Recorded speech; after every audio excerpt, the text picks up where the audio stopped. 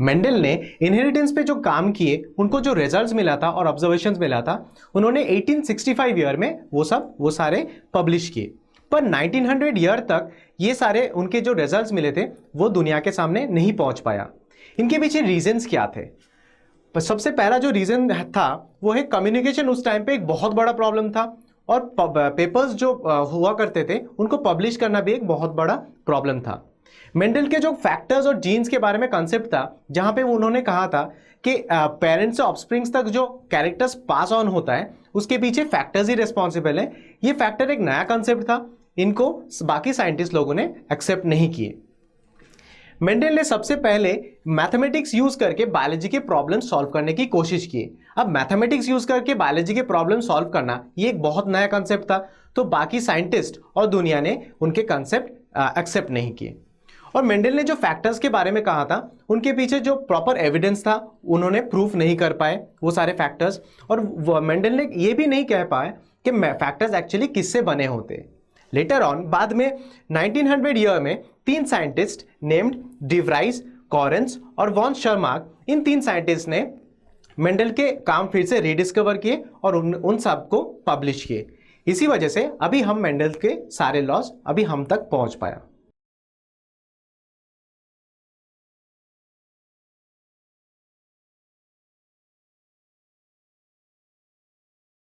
अब हम chromosomal theory of inheritance के बारे में पढ़ते हैं। Chromosomal theory of inheritance 2 scientist ने प्रपोज किया था, जिनका नाम है सटन एंड बोवेरी, और ये उन्होंने 1904 ईयर में दिया था। इस थियरी कहते हैं कि क्रोमोसोम्स एक्चुअली जेनेटिक मटेरियल है जहां पे हेरिडिटरी कैरेक्टर्स रहते हैं।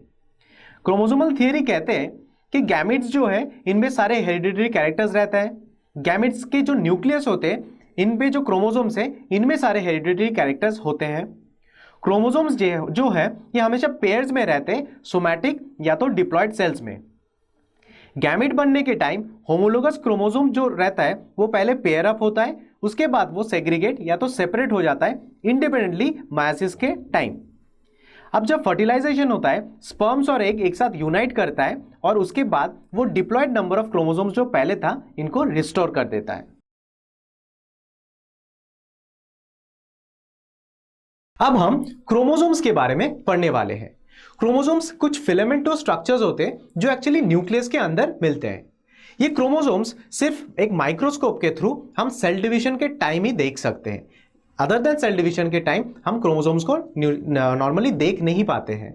क्रोमोसोम्स वो स्ट्रक्चर है जिसके वजह से इनहेरिटेंस, वेरिएशन, एवोल्यूशन ये सारे फिनोमेना पॉसिबल है। अब हम क्रोमोसोम के स्ट्रक्चर को देखते हैं।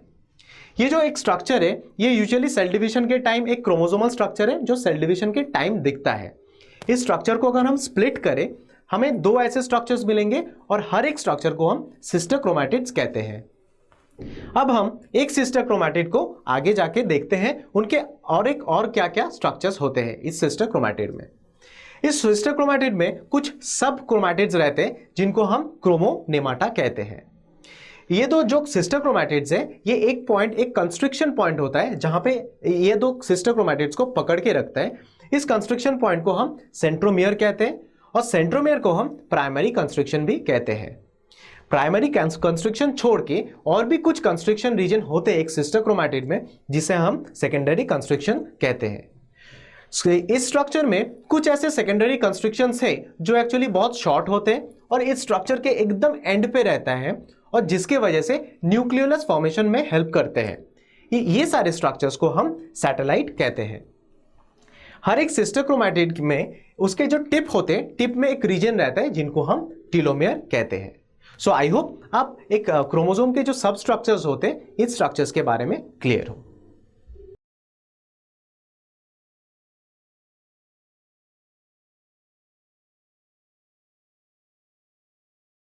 अब हम क्रोमोसोम्स के डिफरेंट टाइप्स देखेंगे।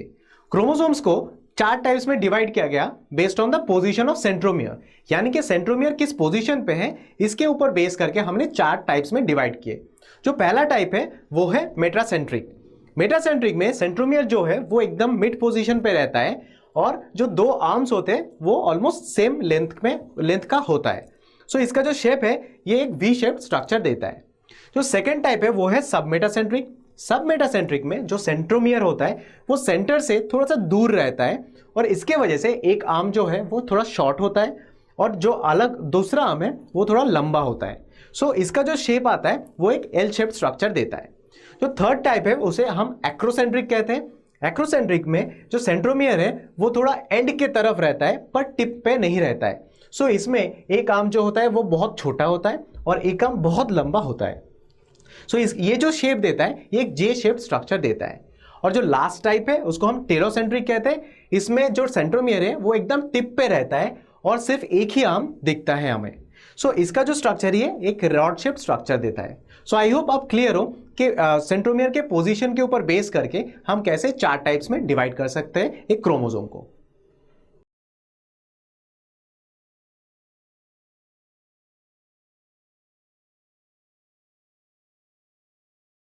अब हम एक्स एंड वाई क्रोमोसोम के स्ट्रक्चर के बारे में पढ़ते हैं। हमें पता है कि मेल्स में यूजुअली एक्स और वाई क्रोमोसोम के कॉम्बिनेशन रहता है और फीमेल्स में एक्स एंड एक्स क्रोमोसोम के कॉम्बिनेशन रहता है। अब ये एक्स और वाई जो क्रोमोसोम्स होते हैं इनके स्ट्रक्चर में डिफरेंसेस क्या है? एक्स क्रोमोसोम जो है वो यूजुअली लंबा होता है और वाई क्रोमोसोम जो है वो एक्स से काफी शॉर्ट होता है, यानी कि छोटा होता है। एक्स क्रोमोसोम में बहुत ज्यादा डीएनए और बहुत ज्यादा जीन्स रहते हैं और वाई क्रोमोसोम में कंपैरेटिवली कम डीएनए और कम जीन रहते हैं। अब एक्स और वाई क्रोमोसोम में होमोलोगस और नॉन होमोलोगस पोर्शंस रहते हैं। ये जो दो मार्क पोजीशंस हैं ये होमोलोगस पार्ट्स हैं। इनमें जो जीन्स है ये दोनों एक्स और वाई के लिए काफी कॉमन और काफी सिमिलर्स है। और ये दो जो मार्क पोजीशन है ये नॉन होमोलोगस पार्ट्स होते हैं। इनमें जो जीन्स और डीएनए है ये काफी डिसिमिलर है। सो आई होप आप क्लियर हो कि एक्स और वाई क्रोमोसोम के स्ट्रक्चर के डिफरेंसेस क्या है।